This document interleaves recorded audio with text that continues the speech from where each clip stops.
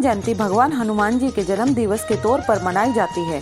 हनुमान जी का जन्म माता अंजनी की कोख से हुआ था। हनुमान जी को बहुत से नामों से जाना जाता है, जिनमें से मुख्य नाम है अंजनी पुत्र, महाबली, रामेष्ट, बजरंगबली आदि हैं। ऐसी मान्यता है कि जब हनुमान जी का जन्म हुआ था तो उन्हें बहुत जोरों की भूख लग गई थी, तो वे सूर्य को फल समझकर उसे खाने के लिए सूर्य की तरफ बढ़े। उसी दिन राहु भी अपना ग्रास बनाने के लिए सूर्य की तरफ आ रहा था, इसलिए सूर्य देव ने हनुमान जी को राहु समझ लिया था। आपको बता दें कि वर्ष में एक बार नहीं बल्कि दो बार हनुमान जयंती का त्योहार मनाया जाता है। लेकिन ऐसा क्यों? ऐसा इसलिए है क्योंकि हमारे यहाँ रामायण कई लोगों के द्वारा लिखी गई है। तो वाल्मीकि रामायण के अनुसार हनुमान जी का जन्म कार्तिक मास के कृष्ण पक्ष की चतुर्दशी के दिन हुआ था। तो उसी रामायण के आधार पर मानकर बहुत लोग हनुमान जी की जयंती को इस दिन मनाते हैं। हालांकि इसके पीछे गहरा रहस्य छिपा हुआ है, जिस कारण चैत्र माह के पूर्णिमा के दिन हनुमान जयंती को मनाते हैं। इसलिए क्योंकि वाल्मीकि रामायण के अनुसार कार्तिक मास के कृष्ण पक्ष के दिन चतुर्दशी तिथि को हनुमान ने जन्म तो ले लिया था, लेकिन वे इतने शक्तिशाली नहीं थे कि जितने बाद में बने। कहने का मतलब यह हुआ कि उन्हें इतनी शक्तियां नहीं मिली थी जिस कारण वे भगवान राम के संकटों का निवारण कर सके। तो एक घटना के बाद उनका पुनर्जन्म हुआ था और उसी दिन को हम मुख्य तौर पर हनुमान जयंती के रूप में मनाते हैं। वह दिन चैत्र माह की पूर्णिमा का ही दिन था। अब आपको हनुमान जयंती की कहानी के बारे में भी जान लेना चाहिए, जिससे आपके मन का यह वहम खत्म हो जाएगा कि आखिरकार क्यों हनुमान जयंती को साल में 2 बार मनाया जाता है। इसके पीछे का रहस्य क्या है? इसके पीछे का रहस्य यह है कि भगवान हनुमान शिव जी का अवतार थे, जिस कारण उनमें शक्तियाँ थी। तो एक दिन वे अपने घर की छत पर खेल रहे थे और इधर उधर कूद रहे थे, तो उसी समय उन्हें आसमान में सूर्य देव दिखाई दिए। अब वे सूर्य देव दिखने में एकदम लाल लाल फल जैसे लग रहे थे। हनुमान जी तो बच्चे थे और भोले भाले भी थे, तो उन्हें लगा कि यह सूरज कुछ और नहीं बल्कि आसमान में लटकता हुआ एक फल या आम है।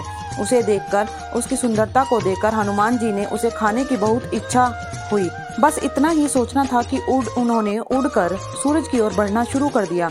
वे जैसे जैसे सूरज की ओर बढ़ते जा रहे थे, वैसे वैसे ही उनके शरीर का आकार भी बढ़ता चला जा रहा था। हनुमान जी तो बच्चे थे और बहुत भोले भाले भी, तो उन्हें लगा कि सूरज कुछ और नहीं बल्कि आसमान में लटकता हुआ एक फल या आम है। तो देखकर और उसकी सुंदरता को देखकर हनुमान जी को उसे खाने की बहुत इच्छा थी। बस इतना ही सोचना था कि उन्होंने उड़कर सूरज की ओर बढ़ना शुरू कर दिया। वे जैसे जैसे सूरज की ओर बढ़ते जा रहे थे, वैसे वैसे उनका शरीर का आकार भी बढ़ रहा था। जब वे सूरज के पास पहुंच गए तो उन्होंने अपने शरीर को इतना बड़ा कर लिया था कि सूरज उनके सामने क्रिकेट की बॉल जैसा दिखने लगा। अब हनुमान जी ने अपना मुंह बड़ा करके उस सूरज को फल समझ के एक बारी में ही गिटक लिया। हालांकि उन्होंने इसे चबाया नहीं, बस इसे मुंह में ही रख लिया। उसी समय भी राहु सूरज को खाने के लिए आया हुआ था, क्योंकि उसे हर सूर्य ग्रहण वाले दिन सूर्य को खाना होता था।